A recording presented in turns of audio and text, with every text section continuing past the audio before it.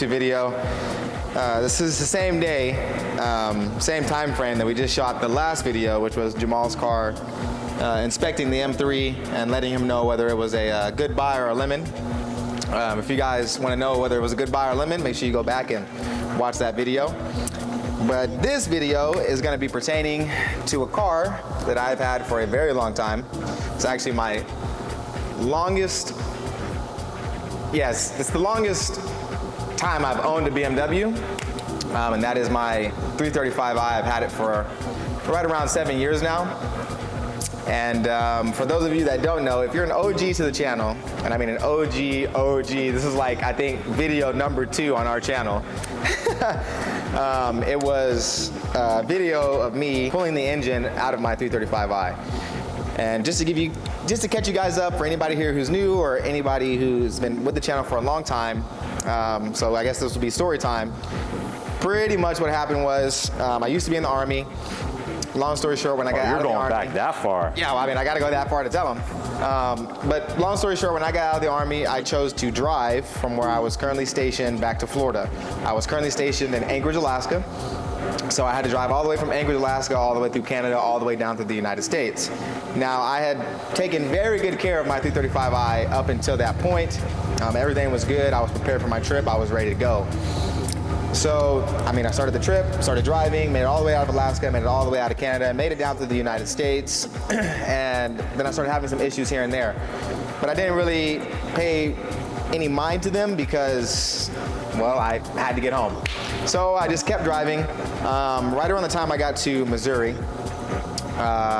the car started to act a little funny. Again, I didn't pay any mind to it. I didn't see anything going on inside the engine bay. There wasn't any weird noises happening.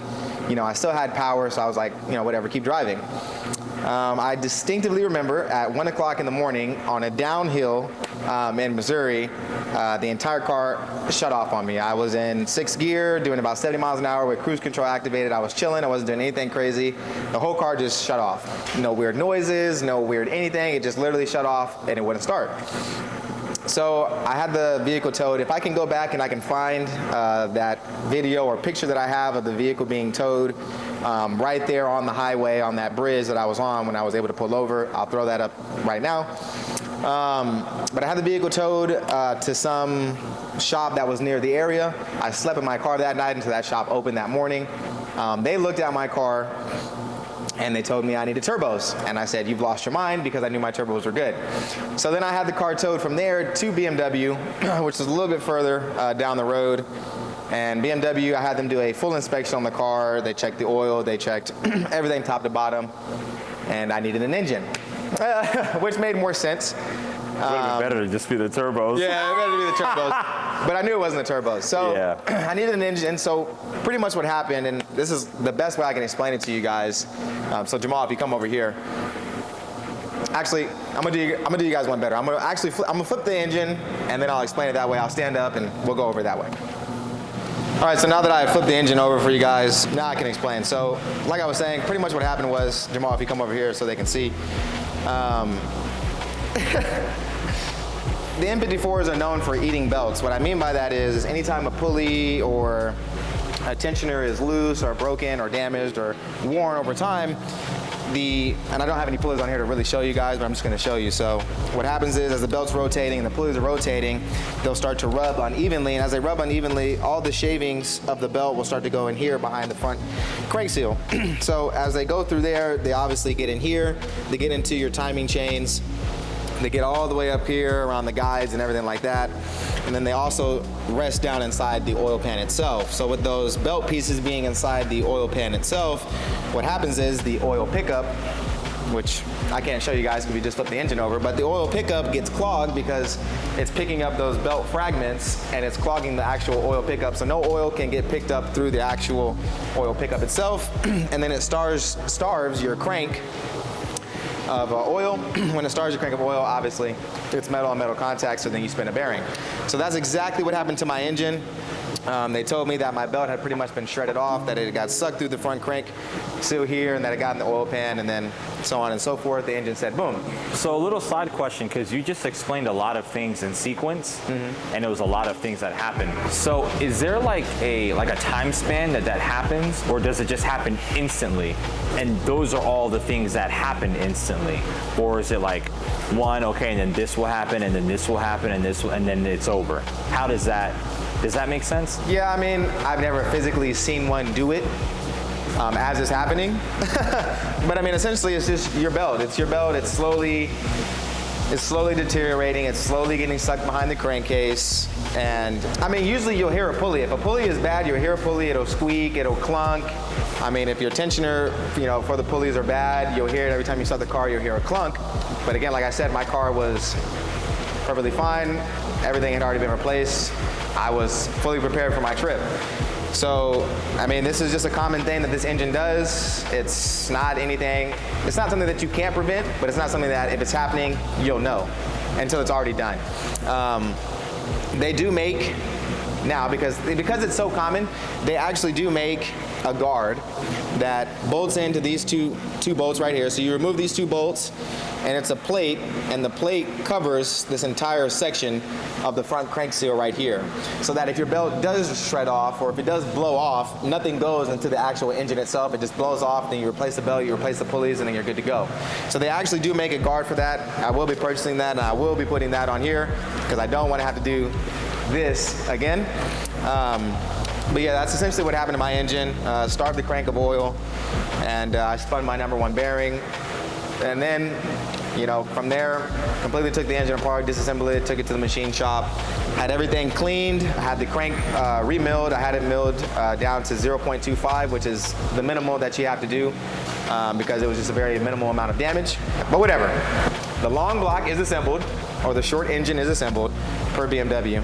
So, I mean, really, all that's left from this point is the front main seal, this little cap cover that goes right here, the valve cover, and oil pan. I do have a couple of things left to do on the bottom of the engine, which is put this plate back on right here and put the bearing cap bolts in. When I originally put the bearing cap bolts on a while ago, I couldn't remember whether I hand tightened them or if I actually tightened them. So in order to avoid blowing my engine again, I'm just gonna replace them again so I don't have to worry about it. I can have that peace of mind. So once I replace those bolts, I'll put the oil pan on and start pouring oil through the engine, rotating it, getting everything nice and lubricated. And then after that, it's just essentially accessories, all the sensors, hoses, and things like that. A majority of it is still inside the engine bay, inside the BMW, and also in the trunk. So time frame for this build being done, because I've been doing a lot of things in the background. I've just been trying to get the car back up and running. Before you say a time frame, comment down below. I'm gonna give you guys 5 seconds to do it. Comment down below how long you think it's gonna take Ben to get everything assembled and in the car. Make sure you mark the timestamp of wherever this video is at when you comment it. Yep. That way we know. But I am shooting for the end of this month.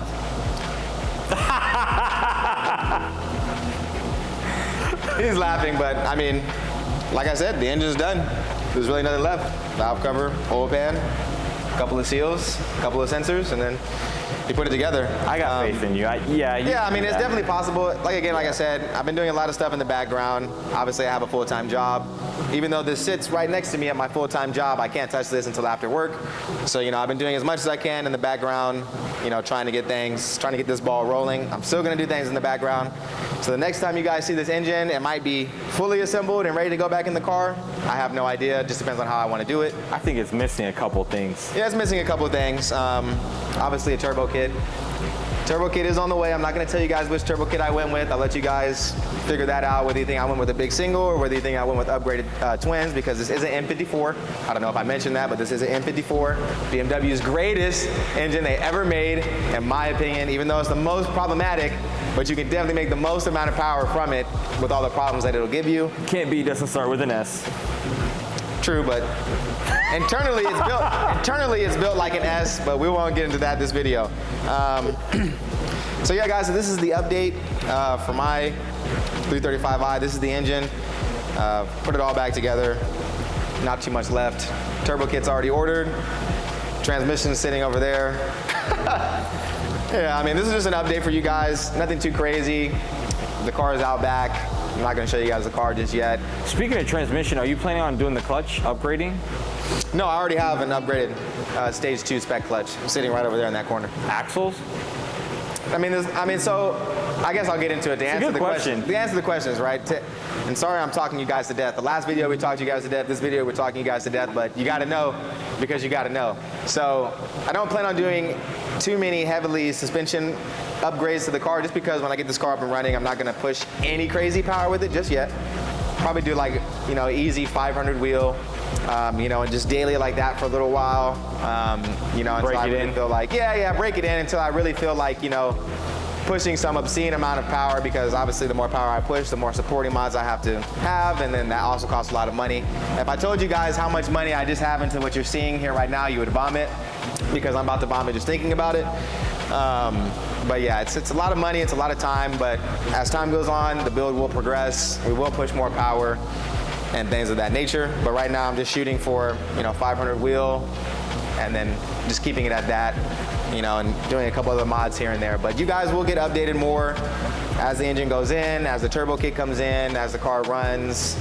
You know, there's a lot of things planned in the future videos to come for my 335i. But this is what Thank God, because I'm ready for it, man.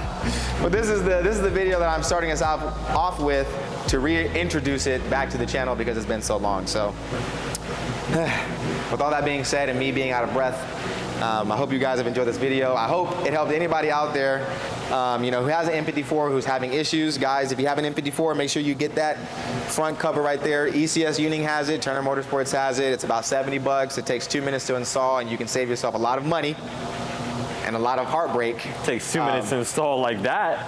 No, it's 2 minutes. It's easy peasy. 2 minutes to install, but yeah, you guys save a lot of money, a lot of heartbreak. Make sure you like, comment, and subscribe. If you guys like 335i's, if you like this sort of content, engine rebuilds, car builds, whatever, comment down below, please. And yeah, catch you guys on the next one.